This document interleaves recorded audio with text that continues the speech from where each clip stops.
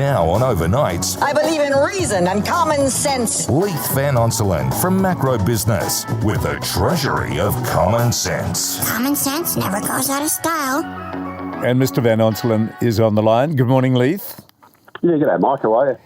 I'm well, thank you, but there are so many things at the moment to get you, that wonderful old expression, get your blood boiling, and one of them is what's happened with our own gas on this continent. Am I right? Oh, mate, it's absolutely disgraceful. So last month, former independent Senator for South Australia, Rex Patrick, who was a parliamentarian until the last election, he published an explosive report in michaelwest.com.au where he basically explained how the federal government and the Administrative Appeals Tribunal and the Freedom of Information process has deliberately kept silent and blocked from public release the gas reservations options paper that was finalised in the dying days of the Morrison government. So what happened was, in December 2021, so we're talking about 6 months before the election, a paper was presented to the former government with options for reserving Australia's East Coast gas. So we've got this situation as pretty much anyone who lives in New South Wales or Queensland would know that nearly three-quarters of gas on the East Coast is exported to Asia. And what that's done is it's basically left us with a massive shortage of gas on the East Coast, and that's why I've got super high gas prices and high electricity prices, because gas sets the electricity price. And our cousins in Western Australia do not have this problem because they actually export a lot of gas as well, but their government was sensible enough in 2004 to set up a domestic reservation scheme. And what that's meant is that Western Australians have abundant gas, it's cheap, and because we've got cheap gas, we've got cheap electricity as well. And the former government was looking at options to reserve our gas. And anyway, as we all know, the election happened, a new government was elected in, nothing ever happened. So Rex Patrick tried to get this paper released, and it got blocked by the Freedom of Information. Through Freedom of Information, he then spent $1,200 of his own money, took it to the Administrative Appeals Tribunal, whereby he fought a procession of lawyers from the government, who then blocked it. The Ministry of Appeals Tribunal blocked the release of the paper because it may upset the Asian buyers of our gas if they thought that we might be looking to reserve our gas. And it would, of course, upset local potential electors, knowing how they're being treated in such a second-rate fashion. But ultimately, what's the motive here? I mean, really, even politicians who some of ours seem to be as dumb as, surely have to consider the local aspect of what they're doing. Oh, absolutely. I mean, they should be working in the Australian interest, not the interest of our Asian gas buyers in Japan and China.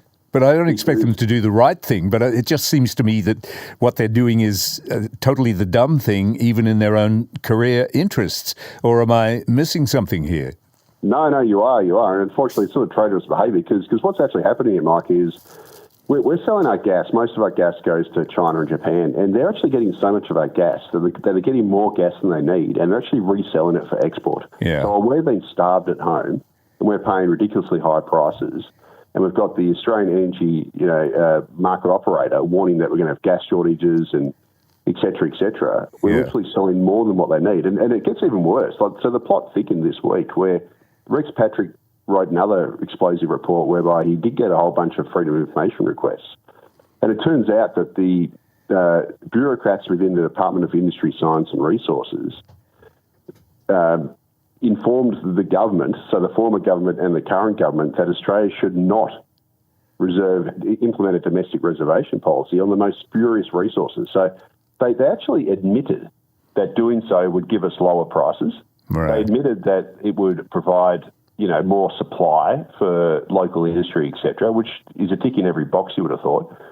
But they then were concerned because they got lobbied by the Australian Petroleum and Exploration Association, which is the lobby group for gas, that it could potentially undermine long-term investment, which was their argument. Now, this is an absurd proposition because Western Australia, as I said, has had a gas reservation scheme in since 2004, and they've had heaps of investment.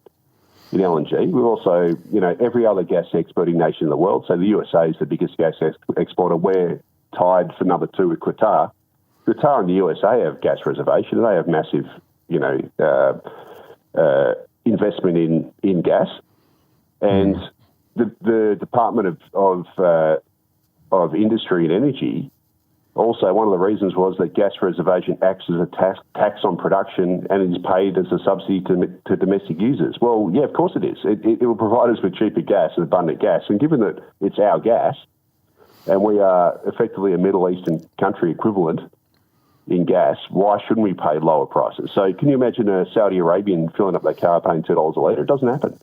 But these idiots in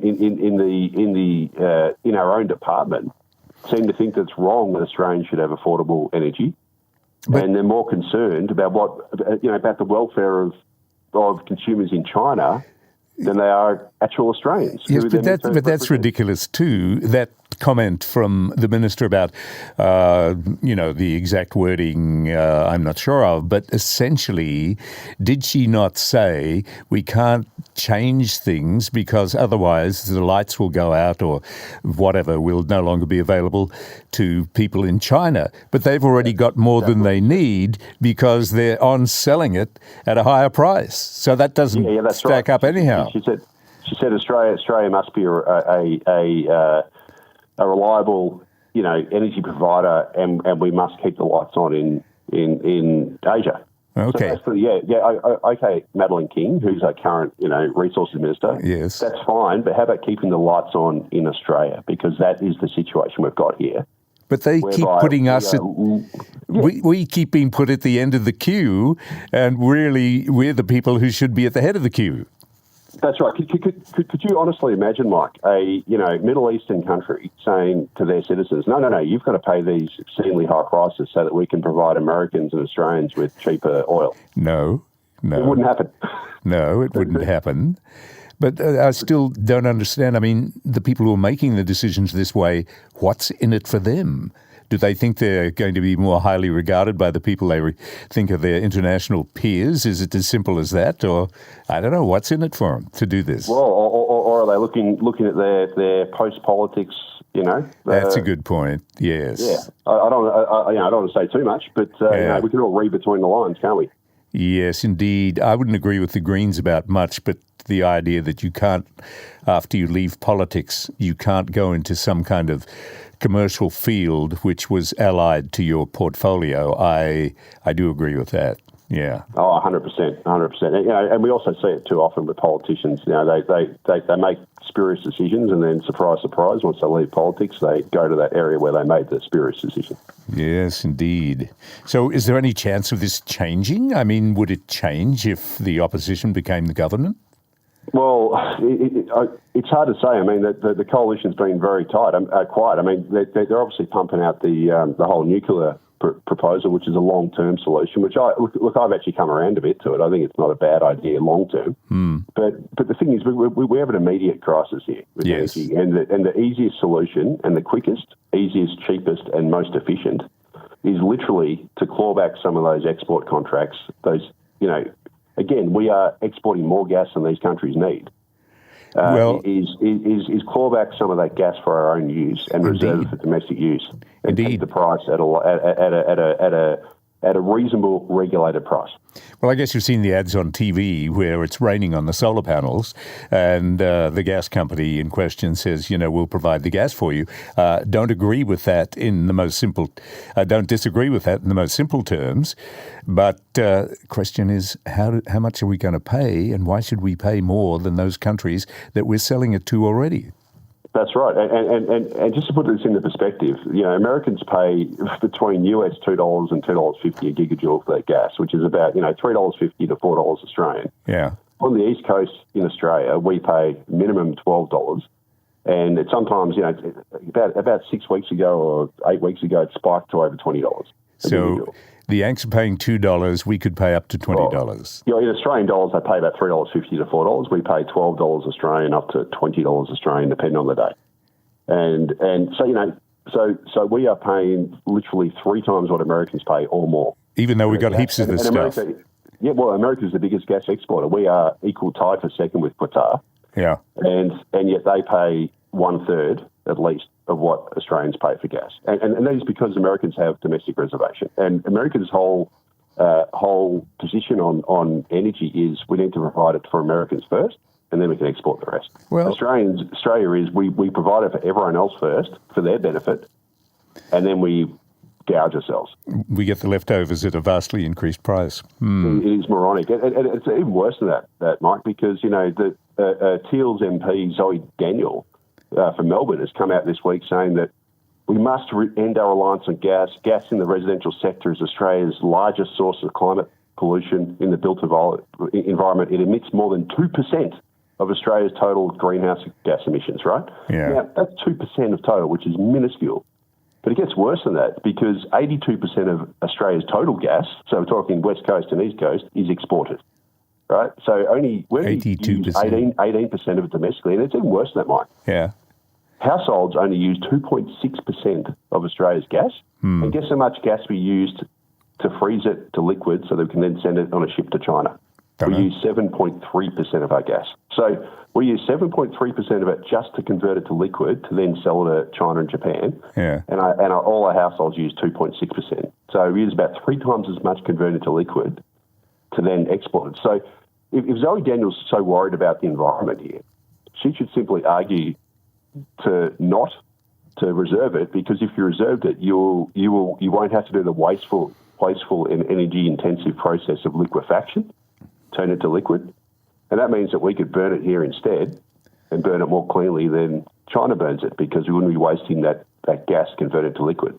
But she never does that, of course, because, we're just saying net zero, we have to get off the gas, we've got to rip off all our appliances. Meanwhile, we send 82% of it overseas to Asia so that they can burn our gas. But Zoe's farcical. Zoe's not offering a realistic alternative.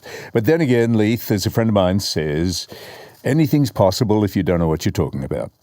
That's right, mate. And unfortunately, it's all this net zero virtue signalling. Yes, that's all it is. Australia has to, we've got to get off. It's a hydrocarbon. We can't have hydrocarbons. We've got to get rid of it. Meanwhile, we literally send all those hydrocarbons to somewhere else so they can use it instead. Yeah. And we don't just send it to them. We then waste, about 10% of it, convert it to liquid, to put on a ship to send it halfway across the world, which uses a lot of energy. So then it can be degasified so that an Asian customer can use it, rather than just using it here instead. It's just moronic. Yes, indeed. And of course, Zoe, who is virtue signalling, as you say, taking the moral high ground, is a bit like a drug dealer who doesn't want to get high on his own supply. That's right. It's like that, Mike. It's like being a cocaine dealer, right? You're selling it out in the streets, but you're banning it in your house, right? That's exactly what we're doing with our gas. We literally sell 82% of it overseas. We waste a hell of a lot of it, convert it to liquid to sell. But then we're saying households use 2.6% of our nation's gas. We can't do that because of net zero. We've got to get off the gas. This is farcical stuff. Leith, appreciate your time and comments as always. Thank you very much for that. Yeah, cheers, Mike. Okay, Leith Van Onselen, Chief Economist of the MB Fund and MB Super and co-founder of Macro Business.